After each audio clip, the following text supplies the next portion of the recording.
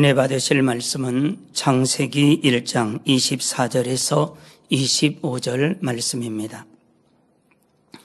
하나님이 가라사대 땅은 생물을 그 종류대로 내되 육축과 기는 것과 땅의 짐승을 종류대로 내라 하시고 그대로 되니라. 하나님의 땅의 짐승을 그 종류대로 육축을 그 종류대로 땅에 기는 모든 것을 그 종류대로 만드시니 하나님의 보시기에 좋았더라. 아멘. 살롬 성가대의 찬양과 니시 오케스트라의 연주가 있겠습니다.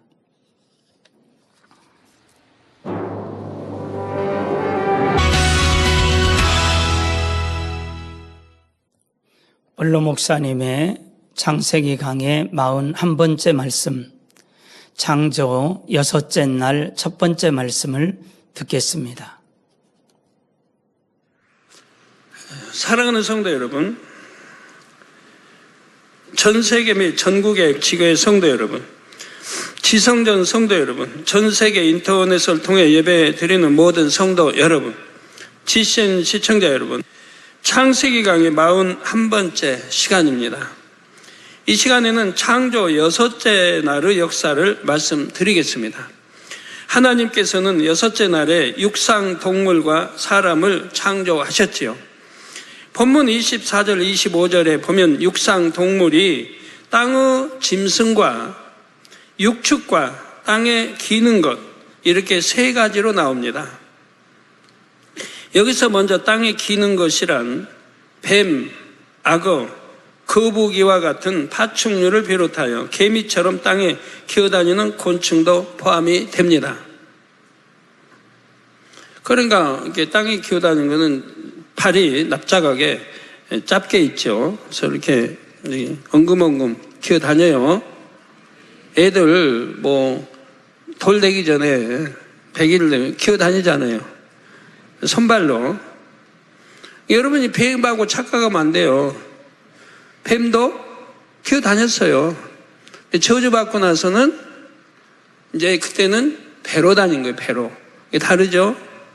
누구는 뱀도 저주받고 이렇게 기어다니는데 그 기어가 아니고 뱀은 배로 다녀요. 배로. 다리도 없고. 구분이 되죠? 예. 네. 그래서 개미처럼 땅에 기어다니는 곤충도 포함됩니다. 이렇게 땅에 기는 것들 외의 육상 동물들을 하나님께서는 처음부터 땅의 짐승과 육축으로 구분하셨습니다. 땅의 짐승이란 쉽게 말해서 야생 동물을 가리킵니다.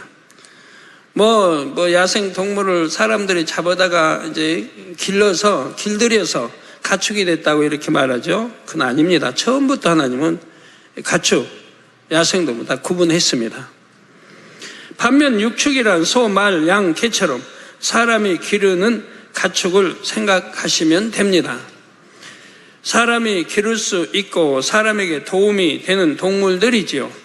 하나님께서는 동물을 창조하실 때부터 이처럼 육축과 야생 동물을 구분하셨습니다. 장차 인간 경작의 시간 동안 어떤 동물이 사람에게 필요하게 될지를 아셨기 때문입니다. 물론 육축도 처음에는 야생에 살았지요. 그런데 아담과 하와가 이 땅에 내려온 후 자손을 낳아 번성하면서 사람들은 가축을 기르게 되었습니다. 처음엔 야생에서 사는 짐승을 잡아 길들여서 집에서 키웠지요. 그런데 사람이 모든 동물을 길들일 수 있는 것이 아닙니다. 쉽게 길들일 수 있는 것이 있는가 하면 좀처럼 길들여지지 않는 것도 있지요. 예를 들어 소, 말, 양, 개와 같은 동물들은 사람이 길들이기가 비교적 쉽습니다. 반면 호랑이, 사자, 표범 같은 맹수들은 길들이기가 어렵지요. 전문 사육사나 조련사를 할지라도 맹수들은 매우 조심스럽게 대합니다. 또 잘못했다가 사육사들이 이렇게 해 받는 일도 종종 있고요. 물론 서커스 등 특별한 목적을 가지고 고도의 훈련을 통해 맹수를 길들이는 경우도 있기는 합니다. 그렇다 해도 호랑이나 사자가 소나 개처럼 대대로 사람과 함께 사는 육축이 될 수는 없지요. 그렇게 될 수 있다면 아마 길러가지고 대대로 길러서 집에 호위병처럼 키울 수도 있잖아요. 지금이야 뭐 그런 거 필요 없다 하지만 옛날에는. 하나님께서는 장차 사람들에게 도움이 되는 육축을 이처럼 처음부터 구분해서 창조하셨지요. 아버지 하나님께서는 인간 경작을 위해 이렇게 섬세한 부분까지 고려하시며 창조 역사를 이루신 것입니다. 가축들은 사람에게 얼마나 유용한지요. 예를 들어 교통수단이 발달하지 않은 시절에는 말을 타면 가장 빨리 이동할 수 있었습니다. 또한 소는 고기로도 먹지만 무거운 짐을 나르는 운송 수단도 되고 농사일에 아주 많은 도움이 되었지요. 뭐 조랑말도 마찬가지겠고 또 나귀도 마찬가지겠고. 다음으로는 개는 어떠합니까? 다른 동물에 비해 자기 주인을 따르는 성질이 유별나지요. 그래서 예로부터 사람과 가깝게 지내며 다방면에서 도움을 줍니다. 이 밖에도 양, 염소, 당나귀 등 사람에게 유익을 주는 가축들이 있습니다. 이렇게 가축에 해당하는 동물들은 하나님께서 처음 만드실 때부터 야생 동물과는 다르게 만드셨다는 사실입니다. 사랑하는 성도 여러분, 하나님께서는 물고기와 새뿐만 아니라 육상 동물들도 처음부터 각각을 종류대로 창조하셨습니다. 수중 동물이 육상 동물로 진화한 것이 아닙니다. 여러분, 고래가 어떻게 육상 동물로 진화하겠습니까? 한번 생각해 보세요. 고래란 동물이 어떻게 육상 동물로 진화하겠느냐 이 말이에요. 예를 들어서. 그러면 또 알로 난 이런 것들이 더더구나 육상 동물이 될 수 있겠습니까? 이 시점에서 과거에 한때 지구상에 존재했던 한 동물을 예로 들어 진화가 맞는지 창조가 맞는지 살펴보겠습니다. 그 동물은 바로 공룡입니다. 세상에 알려진 공룡에 대한 일반적인 내용을 먼저 간단히 말씀드리겠습니다. 여러분 잘 들으세요. 지식 있는 분들도 잘 들으세요. 잘 들으시면은 누구나 진화가 아니라 하는 거 알 수 있을 겁니다. 과학자들은 공룡이 2억 3천만 년 전부터 6,500만 년 전까지 약 1억 6천만 년간 지구에 살았다고 말합니다. 약 1억 6천만 년간을 지구에 살았다 이 말이에요. 물론 그 기간 동안에 공룡은 계속해서 진화했다고 하지요. 공룡은 학문적 분류상 확실한 것만 670속에 이른다고 말합니다. 속 안에서 또 여러 종류로 나뉘므로 실제로는 670종이 훨씬 넘는 공룡이 있었습니다. 공룡은 현존하는 동물이 아니므로 공룡에 관한 연구는 거의 100% 화석에 의존할 수밖에 없지요. 뭐 현존에 살아있는 게 없으니까, 예전에도 뭐 없으니까, 수천 년 전에도 없었으니까 화석에 의존할 수밖에 없다 이 말이에요. 그런데 공룡 학자들이 화석을 근거로 공룡의 진화를 설명하는 데에는 여러 가지 문제점이 있습니다. 첫째 문제점은 현재 이름이 붙여진 공룡 중 약 20%만이 완전한 골격을 갖췄다는 점입니다. 다시 말하면 대부분의 공룡은 뼈 화석을 제대로 갖추지도 못한 채 이름이 붙여졌다는 말이지요. 공룡을 가지고 진화를 설명하려면 신체 각 부분의 미세한 변화를 보여주는 진화 중간 단계의 화석이 많이 있어야 합니다. 그런데 중간 단계의 화석은 고사하고 골격을 제대로 갖추지 못한 공룡 화석이 대부분입니다. 이는 진화론자들이 말로는 공룡이 진화했다고 주장하지만 뒷받침할 증거는 갖고 있지 않다는 뜻이지요. 둘째 문제점은 공룡 화석의 약 75%가 6개 국가에 집중되어 있다는 점입니다. 바로 캐나다, 미국, 아르헨티나, 몽골, 중국, 영국이지요. 공룡 화석은 전 세계에 퍼져 있으면서도 이 6개 나라 지역에 집중되어 있습니다. 여러분, 이 거대한 이 공룡은 사람이 배로 실어 나를 수도 없어요. 그 사람이 있기 이전에 있었고, 그런데 전 세계에서 분포돼 살았던 거예요. 전 세계. 이거 참 이해하기 어려운 일 아니에요. 진화론자들은. 사자도 전 세계 없습니다. 코끼리도 전 세계 없습니다. 호랑이도 전 세계 없습니다. 중남미 사는 거 이쪽으로는 별로 없습니다. 아프리카 없는 거 많고요. 아프리카 있는 게 중남미 없는 거 많고요. 태평양이 가로놓여요. 이렇게 많습니다. 전 세계 분포돼 사는 건 우리 가축들 빼고는 쉽지 않습니다. 뱀 같은 거는 옮기기가 쉬우니까 저 괌에, 미국 영토인 괌에 가면 그 뱀들도 원래 괌에 하나도 없었어요. 왜? 섬이니까. 그 뱀이 육지에서 그까지 갈 수가 없단 말이에요. 그런데 전쟁 때 뱀을 많이 가져와서 거기다 풀어버린 거예요. 그래서 뱀이 괌에 있는 거예요. 그러기 전에는 괌 그 섬에도 없었다는 얘기예요.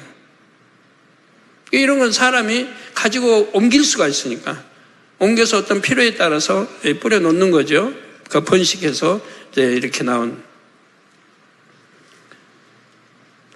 유럽에만 또는 아시아에만 있는 것이 아니라 세계 곳곳에 퍼져 있지만 특정 지역에 밀집되어 있다는 의미입니다. 이러한 양상 역시 진화론과 대치되지요. 공룡이 진화되었다면 구태여 특정 지역에 모여서 살 필요가 없습니다. 진화되었는데 왜 특정 지역에만 모여서 살아요, 공룡들이? 많은 무리가. 더욱이 학자들은 공룡이 번성하여 살았던 시기에는 전 세계적으로 열대 우림과 같이 좋은 날씨가 상당 기간 지속되었다고 하지요. 만일 그렇다면 공룡은 더더욱 모여 살 리가 없는 것입니다. 왜냐하면 옷이나 기후 환경이 비슷하므로 먹이 경쟁자에게 가까이 있는 것보다 좀 더 멀리 떨어지는 것이 낫기 때문입니다. 참고로 공룡과 호랑이의 세력권을 먹이량을 기준으로 비교해 보겠습니다. 현재 지구상에서 호랑이가 많이 살고 있는 세 지역의 평균 세력권과 먹이량을 계산해 보았습니다. 네팔 치토완 지방, 인도네시아 스마트라 섬, 또 러시아의 연해주의 하바롭스크. 그 결과 422제곱킬로미터 당 1억 2,765만 5천 평입니다. 수컷 1마리와 암컷 3마리, 총 4마리 호랑이가 살 수 있습니다. 우리 서울 면적의 3분의 2, 이 정도에서 수컷 1마리와 암컷 3마리가 살아갈 수 있다 이 말이에요. 더 많이는 살 수가 없다는 얘기예요. 먹이 때문에. 근데 우리나라에 옛날에 호랑이 있을 때 분포도 보면 그렇게 있지도 않았어요. 남쪽에는 호랑이 참 드물었죠. 왜 그럴까요, 그러면? 왜 번성 못 할까요? 문제는 먹이 사슬이에요, 먹이 사슬. 먹이가 없다는 거예요, 먹이가. 우리나라는 산이 대부분 산 아닙니까? 숲으로 우거져 있고, 짐승들 살기 딱 좋죠. 그런데도 호랑이 몇 마리밖에 살 수 없다는 얘기예요. 그리고 호랑이 평균 몸무게는 200kg이며 한 마리의 하루 먹이 섭취량은 최소로 잡아도 약 10kg 정도였습니다. 초식 동물인 코끼리의 경우 평균 몸무게가 5톤이며 일일 최소 먹이 섭취량이 185kg라고 합니다. 초식 동물이나 육식 동물이나 자기 체중의 3% 내지 5%에 달하는 먹이를 매일 먹어야 하는 것이지요. 따라서 현재 지구상 세 곳에서는 평균적으로 몸무게 200kg의 호랑이 한 마리가 105제곱킬로미터 약 3,180만 평의 세력권 안에서 매일 10kg의 먹이를 먹으며 살고 있습니다. 매일 이렇게 먹어야지, 안 먹으면 이제 배가 굶주리면요, 그 다음에는 사냥도 못해요. 배가 고파가지고. 뛰기도 잘해야 되는데 사냥 먹잇감보다 더 잘 달려야 하잖아요. 그런데 배가 고프면 힘이 없어 못 달려요. 그러면 결국은 배고프면 못 잡고 배고프게 하루 이틀 3일 가면 그냥 죽는 길밖에 없는 거예요. 그러니까 매일같이 잡아 먹어야 돼요. 매일같이.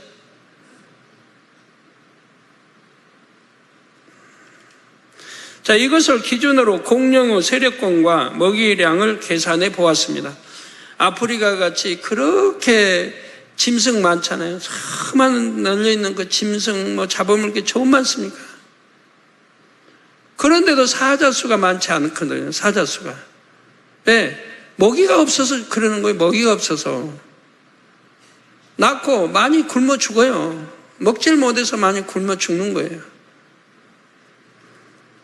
호랑이 평균 무게의 100배인 20톤 무게의 공룡 한 마리가 살려면 매일 1톤의 먹이가 필요합니다. 1톤의 먹이가. 10kg도 아니고 10에 100 곱하면 되죠. 그러려면 호랑이 한 마리가 사는 평균 영역보다 100배 넓은 지역, 약 1만 500제곱킬로미터가 필요합니다.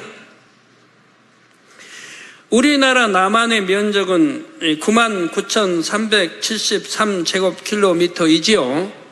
2부까지 다 해봐야 22만 제곱킬로미터고요. 따라서 만일 20톤 무게의 공룡이라면 남한 면적에서는 겨우 9마리만 살 수 있다는 계산이 나옵니다. 공룡 9마리가 살 수 있다. 그런데 공룡 중 브라키오사우루스는 무게가 80톤에 달했다고 하지요. 사람 옆에 있는 거 사람 조그맣게 나오죠. 이렇게 사람 크기가 비교 저렇게 어마어마한 크기.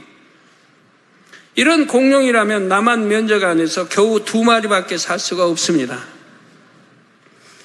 그런데 우리나라에서는 경상남북도 부근에서 공룡 화석이 많이 발견되었고 그 중에는 무게가 120톤인 것도 있다고 합니다. 아까는 80톤을 설명했는데 지금은 120톤. 한편 공룡이 살아갈 면적이 충분하다 해도 그 안에서 매일같이 필요한 먹이를 계속 공급받을 수 있어야만 합니다. 공룡학자들은 공룡 시대의 지구 환경이 현재보다 많은 먹이를 얻을 수 있는 좋은 환경이었다고 말합니다.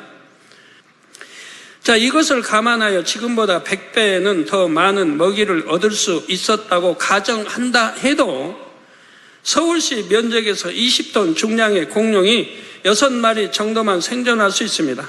근데 80톤 중량의 공룡이라면 서울시 면적 내에서 2마리도 살 수 없고요. 그런데 지금까지 발견된 공룡 화석들은 특정 지역에 밀집되어 있었습니다. 예를 들어 캐나다 엘버타 주에서는 다른 여러 종류의 공룡 화석과 함께 새끼부터 성체까지 다양한 크기를 갖는 300마리의 단일종 공룡 화석이 산출되기도 했지요. 또한 미국 몬태나주 공룡 알산 지역에서도 엄청난 양의 공룡 화석이 발견이 됐습니다.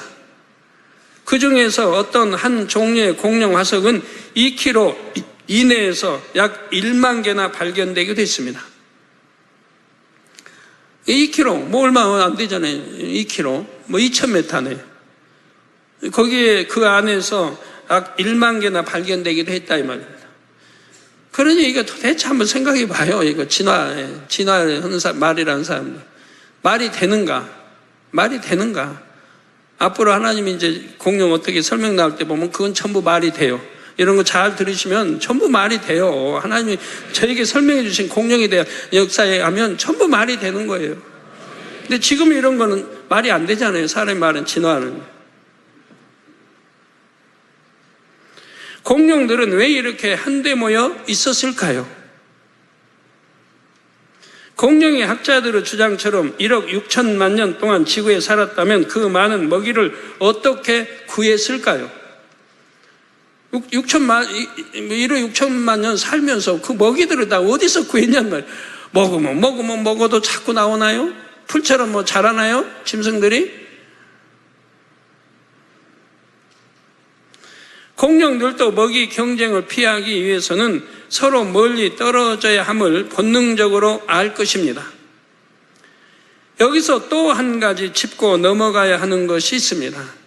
과학자들이 사용하는 절대 연대 측정 방법이 과연 맞는가 하는 것입니다.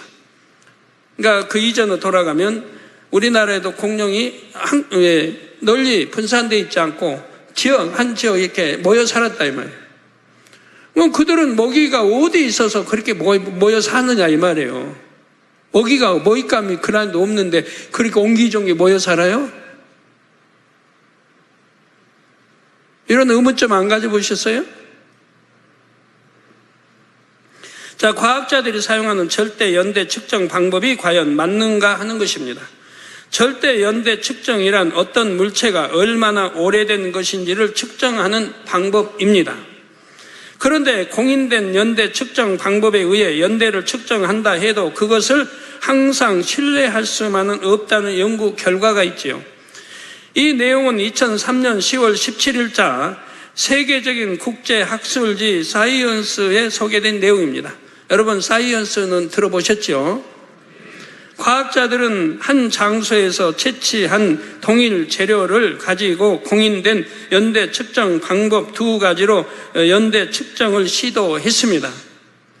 두 가지 연대 측정 방법이 모두 옳다면 그 두 가지 결과가 같아야 할 것입니다. 똑같지는 않다 해도 비슷한 연대는 나와야 하는 것이지요. 그런데 두 가지 방법의 연대 차이가 심히 컸다는 사실입니다. 한 방법에서는 800만 년이 측정됐고 다른 한 방법으로는 200만 년이 측정됐지요. 무려 600만 년의 차이가 났던 것입니다. 여러 차례 반복해서 측정해 보아도 마찬가지였습니다. 따라서 이런 연대 측정 방법의 근거를 둔 공룡의 지구상 생존 시기와 기간도 옳은 것이라고 단정할 수 없는 것입니다. 즉 공룡이 지금으로부터 2억 3천만 년 전부터 6,500만 년 전까지 약 1억 6천만 년간 살았다고 하지만 이것이 사실과 일치하는 것이 아니지요. 한편 학자들은 6,500만 년 전에 공룡이 일시에 멸종됐다고 합니다. 이것도 하나님 우리에게 설명해 주신 것과 딱 부합되는 거죠. 일시에 멸종됐다. 자료화면 도포상에서 6, 7, 8번이 공룡인데 어느 한 시점에서 갑자기 멸종됐지요. 공룡의 멸종 시점이 정확치는 않아도 한 시점에서 갑자기 멸종된 것은 사실입니다. 그렇다면 공룡은 지구에서 얼마나 살았으며 왜 갑자기 멸종됐을까요? 얼마나 살았으며 왜 갑자기 멸종됐을까요? 이에 대해서는 창세기 2장에서 자세히 말씀드리겠습니다. 창세기 2장 이제 에덴 동산이 나오고 하면 거기에서 이제 자세히 설명이 돼요. 그래서 이 땅에 불로 그는 멸할 수 없는 종입니다. 왜? 이 땅에서 흙으로 창조된 동물이 아니라 이 말이에요. 이 땅에서 창조된 동물이 아니라 이 말이에요. 즉 아담을 위해서 애완동물처럼 에덴에서 창조된 거라면 제2의 하늘에 창조됐으니까 모든 환경과 모든 것들이 다르죠. 거기 창조된 거예요. 그래서 이 땅의 짐승하고 달라요. 그래서 이 땅의 거는 불로 소멸해 보면 다 없어지지만 그들은 이 땅의 불로 소멸해서 안 되는 거예요. 그러니까 하늘의 불로 소멸해 버렸어요. 제2의 하늘의 불로. 그리고 일시에 소멸됐는데 왜 그들은 이렇게 뼈대들이 남고 하는 거 왜 그런지. 다른 것들은 흔적도 없는데 그 당시 공룡만 살았겠습니까?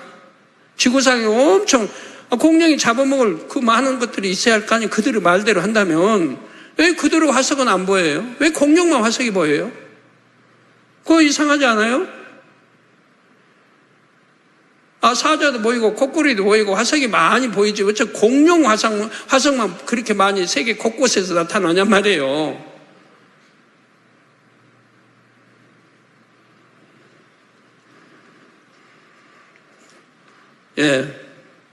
여기는 2장에 가서 이제 또 자세하게 설명이 됩니다. 그래서 오늘 공룡은 여기서 마치고요. 2장에 가서 이제 어떻게 하나님 창조하셨고 공룡은 어떻게 해서 불로 멸하셨고 쭉 나옵니다. 사랑하는 성도 여러분, 하나님께서 6째 날에 창조하신 동물 중에는 땅에 기는 종류가 있습니다. 거북이와 같은 파충류와 개미처럼 땅을 기어 다니는 곤충이 이에 해당한다고 했지요. 이처럼 땅에 기는 동물 중에서 이 시간에는 개미에 대해서 말씀드리겠습니다. 과학자들이 개미의 생태를 연구한 결과 흥미로운 사실을 알게 됐습니다. 개미는 여름이나 겨울이나 하는 시기에 따라서 먹이의 채집량이 달라집니다. 그런데 필요한 영양분에 따라서도 먹잇감의 종류가 달라진다는 사실입니다. 예를 들어 한창 성장 중인 애벌레들이 많을 때는 그 애벌레들에게 필요한 영양분인 단백질이 많이 든 먹잇감을 구해왔습니다. 이게 누가 가르친 것도 아니에요. 학교 다니며 공부한 것도 아니에요. 책에서 배운 것도 아니에요. 개미 엄마 아빠가 가르친 것도 아니에요. 근데 그들은 자동으로 다 움직이는 거예요. 전체가. 어느 때는 뭘 구해야 되고 어느 때는 뭘 구해야 되고 음식을 구할 때도. 사람은 봄, 여름, 가을, 겨울 그냥 밥 먹고 채식 먹고 고기 먹고 일정하지만 또 이런 거는 근데 산모는 또 아기 낳고 나면 미역 먹어야 되고 또 잉태하면 그 맛에 따라 또 먹고 그런 건 있죠. 그래서 필요한 영양분은 단백질이 많이 든 먹잇감을 구해왔습니다.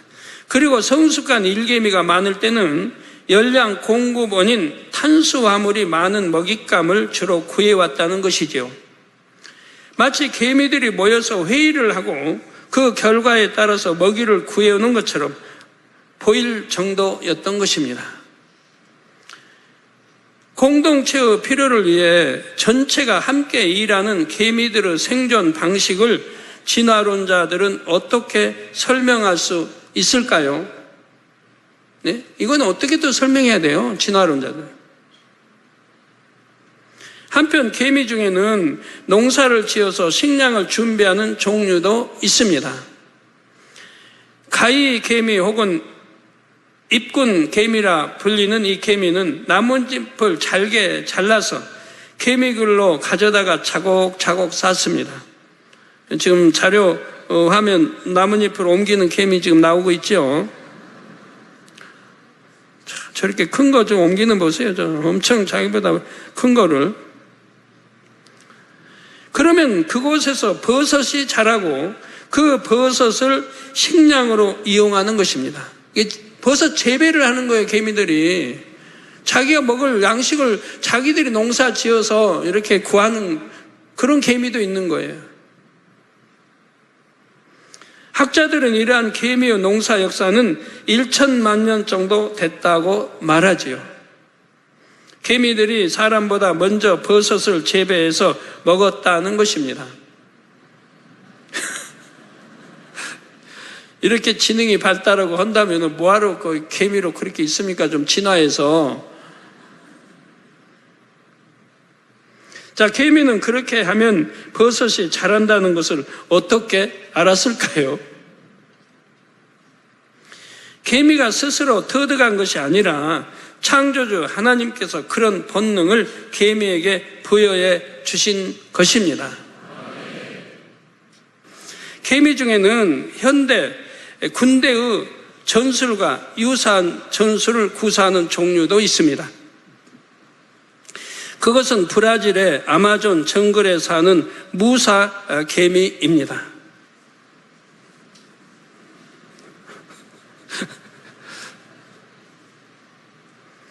이 무사 개미들이 적을 탐색하고 대처하는 방식을 보면 매우 놀랍습니다. 적들의 밀도가 낮으면 신속하게 적진 깊숙이 뚫고 들어가 적을 반으로 갈라놓고 좌우 측면을 공격합니다. 이는 현대 군이 공격 작전에서 주로 사용하는 전술이지요. 반면에 적들이 밀집해 있으면 부채 모양의 전투 대응을 취합니다. 부채 모양의 전투 대응을. 그리고 전투가 팽팽할 때는 미리 후방에 준비해 둔 특공대를 투입하여 작전을 수행합니다. 또한 그 와중에도 포획한 먹잇감은 부채꼴 전투 대응 뒤에 대기하는 예비 부대가 후방으로 보냅니다. 현대 군의 보병 전투 전술이 이 개미에게서 유래했다고 여겨질 정도입니다. 저도 옛날 7년 동안 아파 있을 때 개미 관찰을 많이 해봤습니다. 사탕 조각 등이 방바닥에 떨어져 있으면 어디선가 개미들이 나타났죠. 처음에는 한두 마리가 나타나서 먹이를 옮겨가려고 애를 씁니다. 그런데 자기들만의 힘으로 안 되면 재빠르게 가서 동료 개미들을 데려옵니다. 동료를 데리러 갔던 그 길을 그대로 되밟아서 개미들이 일렬로 줄지어 오지요.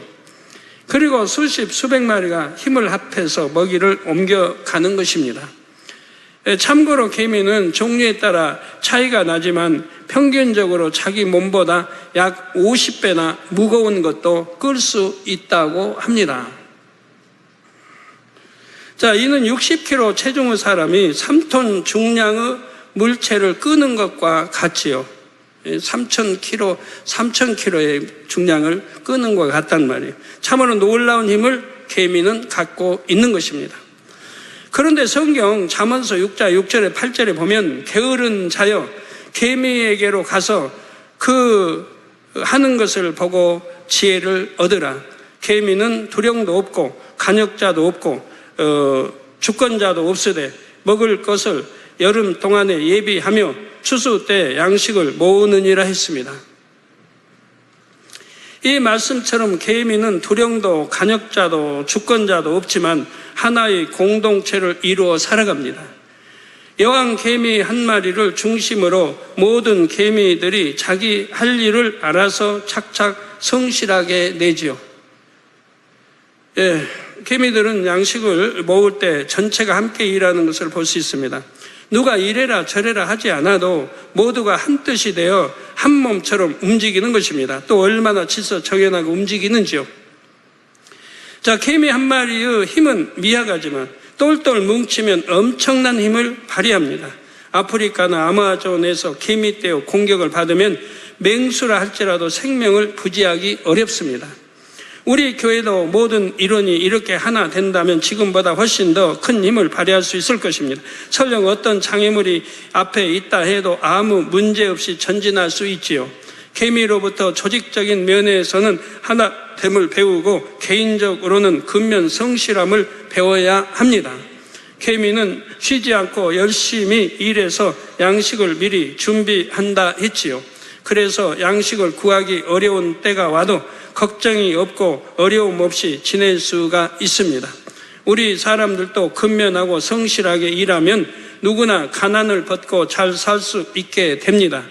설령 노동일을 한다 해도 성실하게 일하면서 적은 금액이라도 꾸준히 저축하는 사람은 가난에서 벗어날 수가 있습니다. 더구나 이런 사람이 하나님을 믿고 의지한다면 자신이 쌓은 것보다 더 많은 것을 얻게 되지요.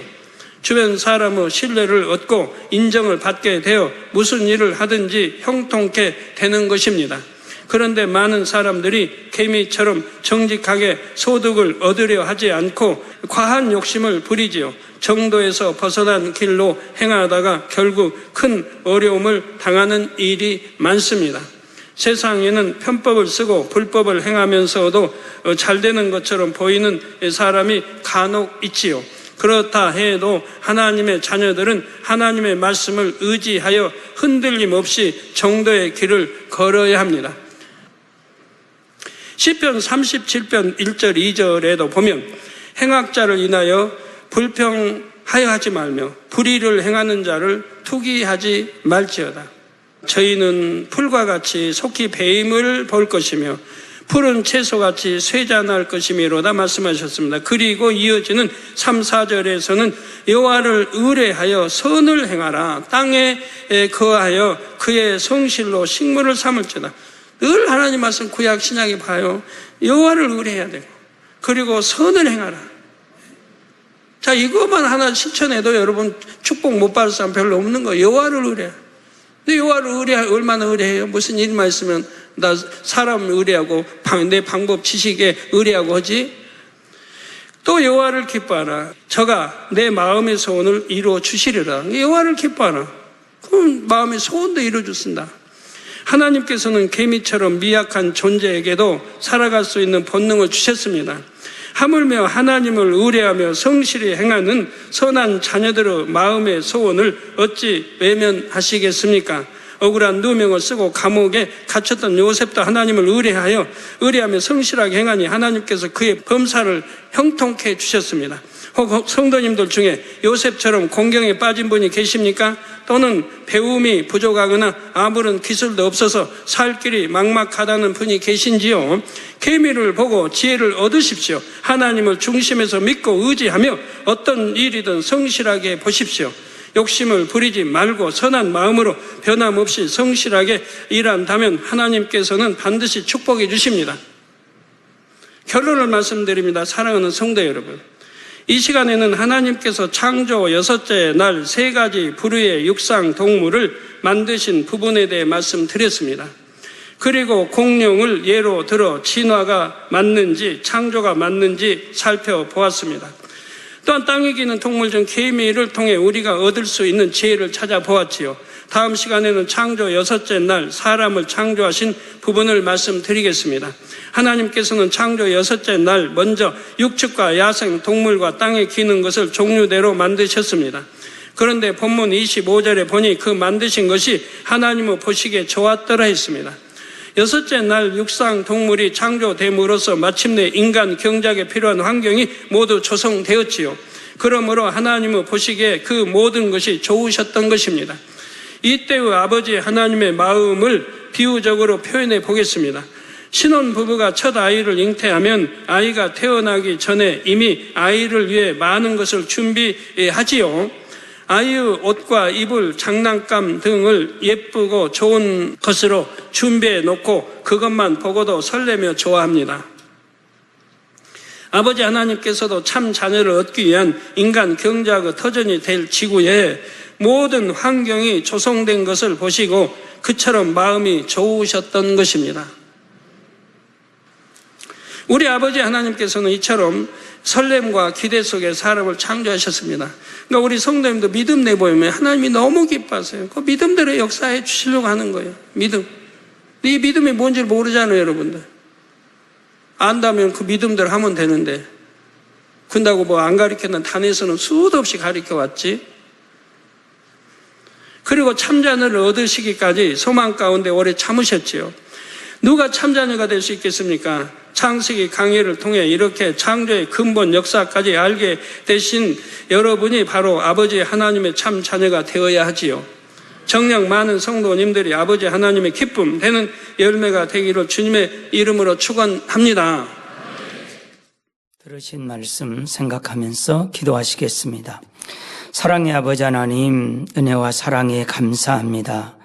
창세기 강의 아버지 창조 6째 날 말씀을 통하여서 땅은 생물을 또한 땅의 짐승을 또 육축의 그 종류대로 땅에 기는 모든 것들을 그 종류대로 만드시니 하나님 보시기에 좋았다라고 말씀하셨습니다.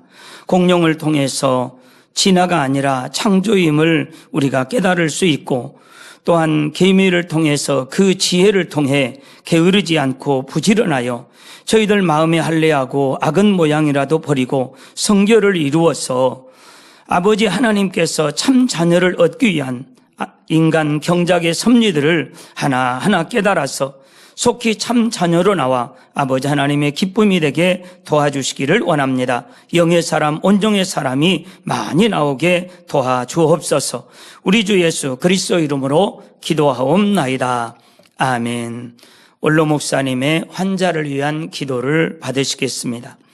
아픈 곳이나 연약한 곳 위에 손을 얹고 기도받으시고, 아프지 않는 분들은 가슴에 손을 얹고 마음의 소원을 위해 믿음으로 기도받으시기 바랍니다. 할렐루야. 전능하신 사랑의 아버지 하나님, 이 시간 기도받는 모든 성도님들 위해 안수하여 주옵소서. GCN과 인터넷과 화상을 통해 기도받는 지교회와 지성전, 그리고 전세계 하나님의 자녀들 위에도 시공간을 초월하여 역사하여 주시기를 원합니다. 믿어지는 믿음을 주시고 부정적인 생각과 의심의 세력을 물리쳐 주옵시며, 모든 시험 환난도 물리쳐 주옵소서. 머리부터 발끝까지 오장육부, 뼈, 마디마디, 온몸의 신경, 조직, 세포 등 아픈 곳마다 성령의 불로 태우시고 근본의 빛으로 역사하여 주옵소서. 예수 그리스도의 이름으로 명하노니 원수마귀 사단, 모든 질병, 균, 연약함아 물러가라. 빛이 여임하라. 모든 불치, 난치병도 성령의 불로 태워 깨끗하게 역사하여 주옵소서. 말라리아를 비롯한 모든 풍토병도 물리쳐 주옵소서. 감기, 기침, 열, 몸살, 독감 등 각종 유행성 질병도 다 물러가라. 어떠한 유행성 질병, 균도 틈타지 않게 지켜 주옵소서. 위암, 폐암, 간암, 유방암, 자궁암, 대장암, 피부암 등 각종 암과 에이즈, 백혈병, 뇌졸중, 고혈압, 저혈압, 심장병, 폐병, 위장병, 당뇨, 부인병, 피부병, 갑상선 질환과 모든 염증도 깨끗게 하여 주옵소서. 소아마비, 중풍, 관절염, 디스크도 온전케 하여 주옵소서. 요통, 두통, 신경통을 비롯한 모든 통증은 사라질지어다. 간질, 자폐증, 우울증, 조울증, 노이로제 등 모든 정신질환도 물러가라. 모든 마비된 것도 풀어지고 일어나 걷고 뛸지어다. 눈도 잘 보이게 하옵시고 귀도 잘 들리게 하여 주옵소서. 소경은 눈을 뜨고 기머거리는 들으며 벙어리는 말할지어다. 각종 사고, 후유증도 깨끗게 하시고 부러진 뼈도 붙여 주옵소서. 화상 입은 것도 온전케 하옵소서. 화기야 물러가라. 열도 물러가라. 아버지 흉터도 나지 않게 역사해 주시기를 원합니다. 마약을 비롯하여 각종 약물과 독극물 중독도 깨끗함을 입을지어다. 죽은 신경과 세포가 살아나며 죽은 자도 살아나게 하여 주옵소서. 잉태의 축복도 주시기를 원합니다. 잉태 축복을 받으라. 예수 그리스도의 이름으로 명하노니 원수마귀 사단아, 하늘 공중 곳에 잡은 악의 영들아 물러가라. 그의 사자들도 물러갈지니라. 이 땅의 악한 영, 더러운 영, 거짓되고 간사한 영, 이간질하고 미혹하는 모든 어둠들은 물러가라. 모든 흉악의 결박을 풀고 어둠아 물러가라. 빛이 여임하라. 아버지 하나님, 부르짖어 기도할 수 있는 능력을 주시고 죄를 버리고 성결될 수 있는 능력을 주옵소서. 영혼이 잘됨같이 범사에 잘되게 하시고 가정의 복음화도 이루어 주시기를 원합니다. 한 주간도 모든 사고와 재앙으로부터 지켜주시고 불통이 없는 형통한 삶을 살 수 있도록 축복해 주옵소서. 성령의 불담으로 천군 천사와 주님의 불꽃 같은 눈동자로 모든 하나님의 자녀들과 가정, 일터, 사업터를 지켜주시기를 원합니다. 학생들에게 지와 명철을 더하시고 공부도 할 수 있는 뜨거운 마음과 열정도 더하여 주옵소서. 마음과 생각을 세상에 빼앗기지 않도록 지키시고 하나님을 뜨겁게 사랑하는 학생들로 축복하여 주옵소서. 하나님의 자녀들이 먹으나 마시나 입으나 무엇을 하든지 하나님 앞에 영광 돌리는 삶이 되게 축복하여 주시기를 원합니다. 나는 하나님을 만났노라, 체험했노라, 응답 받았노라, 축복 받았노라, 간증하는 입술이 되게 역사하여 주옵소서. 아버지 하나님 감사합니다. 홀로 영광 받으옵소서. 우리 주 예수 그리스도의 이름으로 기도하옵나이다. 아멘. 만민